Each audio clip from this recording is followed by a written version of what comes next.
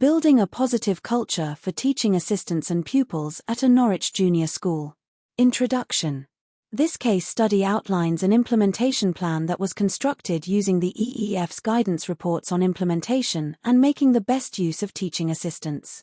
In this blog post, I deconstruct the plan and evaluate how it has been implemented. The plan was implemented in a junior school in Norwich, where 47% of pupils are eligible for free school meals, and there's a high proportion of children with SEND. Where did we start from? At the start of this project, there was a feeling of low morale among the teaching assistants.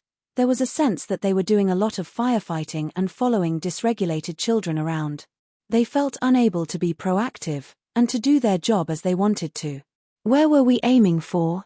We wanted to build an environment where teaching assistants felt able to support pupils, had positive and reflective conversations about, and with, dysregulated children, and felt more valued and listened to. We planned to make an alternative space for children to move to, if needed, so they could carry on learning outside of the classroom. How did we plan to get there? We wanted to develop a school where teaching assistants are empowered to support children with social, emotional, and mental health needs.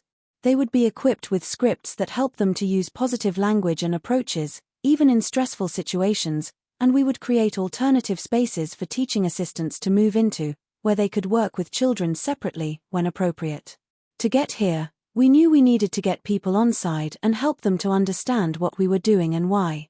We knew that, as well as providing teaching assistants with professional development from the outset, we would have to revisit and review the training regularly to maintain momentum and keep the knowledge and skills fresh.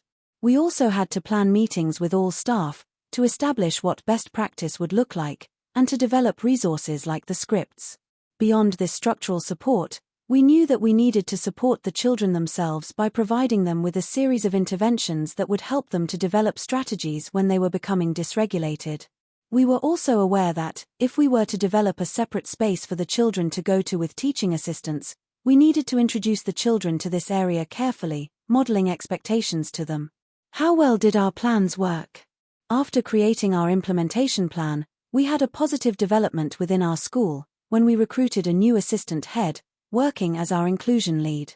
They proved to be invaluable in supporting the implementation of our plans. A key thing that they did was to develop a daily inclusion plan, which laid out who staff were supporting, and where they would be, as well as outlining the needs of the children they would be working with. Our new inclusion lead joined in with the initial training and helped to reinforce the language training. Their daily inclusion plan and additional support really helped us to lay the groundwork with teaching assistants, explain what we were doing together and why, and to enable discussions around best practice, establishing plans, identifying key pupils, developing scripts, establishing language to use, as laid out in our implementation plan. We protected time for teaching assistants to have dedicated CPD for them as a group, which they really appreciated, including CPD from external visitors. They have been using scripts, and the nature of the language for describing pupils' behavior has become more objective and positive, focusing on how the child might move forward. For example, rather than talking about not being able to deal with a child in the classroom, as we all might do in stressful situations, they might talk about the child finding it hard to be in class at the moment, and how they're happy to have them back in there again once they're ready.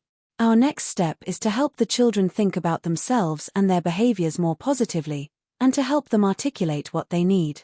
We have used support that was offered from external teams, such as the schools and communities team and mental health support from the local authority, and we have had a strong group of emotional literacy support assistants who could support with 10 to 12 children each term with social, emotional, and mental health needs.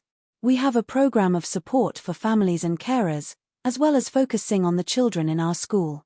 In general, we have found that most incidents are addressed at a classroom level now, and we are able to be more proactive in our approach, reducing the need for an additional designated space to work with dysregulated children.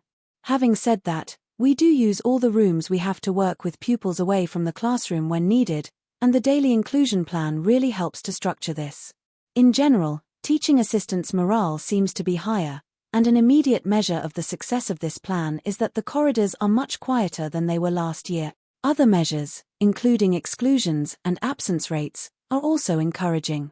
Sarah Arnold is a SEND co and teacher, who has taught every year group from 1 to 6 in various schools across London and Norwich.